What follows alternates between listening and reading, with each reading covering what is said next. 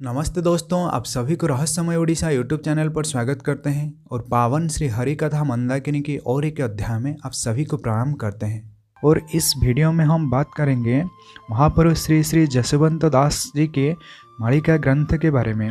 उन्होंने अपनी भविष्य मालिका में भविष्य में आने वाले जो सारे घटनाओं के बारे में बड़ी विस्तृत और सुंदर रूप में लिखी है। और उन्होंने भगवान की लीला के बारे में कहा है। भगवान कल्की देव की जन्म कहाँ होगी और उनकी लीलाओं के बारे में उन्होंने एक कंप्लीट इन्फॉर्मेशन दी है अपनी मालिका ग्रंथ में। भगवान किस जगह पर लीला करेंगे और कौन कौन जो भक्त होंगे जो जिनके साथ भगवान अपनी लीला की विस्तार करेंगे, उसके बारे में महापुरुष ने अति सुंदर रूप में कहा है।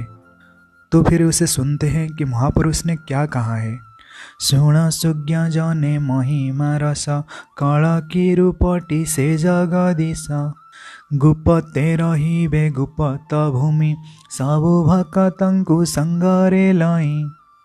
इसका मतलब महापुरुष ने कहा है, हे भक्तजनों, भगवान की लीलाओं के बारे में सुनो। भगवान श्री श्री जगन्नाथ कल्कि रूप धारण करेंगे और गुप्त में रहेंगे और समय आने पर अपने भक्तों के साथ लीला करेंगे। वो इस कलियुग में अपने आप को अति गुप्त में रखेंगे, अति गुप्त में रहेंगे और सही समय आने पर कल्कि रूप धारण करेंगे। इसके बाद महापुरुष ने कहा है, सखा अंगे हरि हेबे प्रकाश लीला निमंते टिसे हु रहस खेलिबे विरजा मंडल भूमि महानदी ठारु गुप्त भूमि। इसका मतलब भगवान अपने आप को अपनी सखाओं के अंग में प्रकाश करेंगे और वो इसलिए ऐसा करेंगे ताकि उनकी जो गुप्त लीला है वो प्रकट ना हो। और इसके बाद महापुरुष ने कहा है, भगवान बिरजा मंडल अर्थात जाजपुर में जन्म ग्रहण करेंगे और वहाँ गुप्त में भक्तों के साथ अपनी लीला विस्तार करेंगे।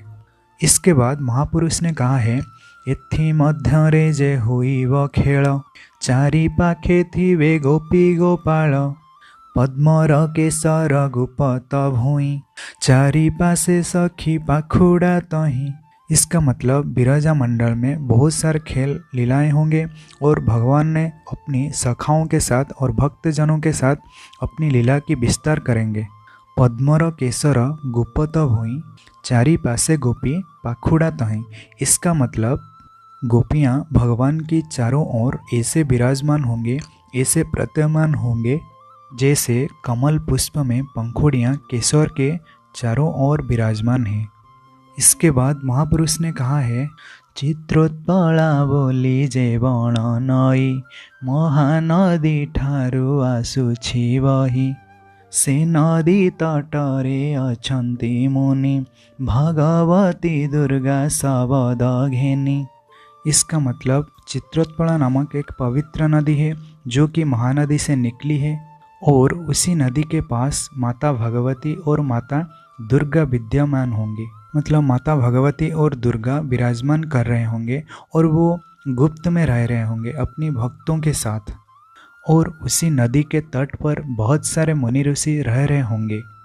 इसके बाद महापुरुष ने कहा है, सामेश्वर बोली गोपत स्थान शून्य रे बई शिवा जई स्वन से ही सळखरु कुंडीर धार रुक्मिणी हरण लीला से ठार।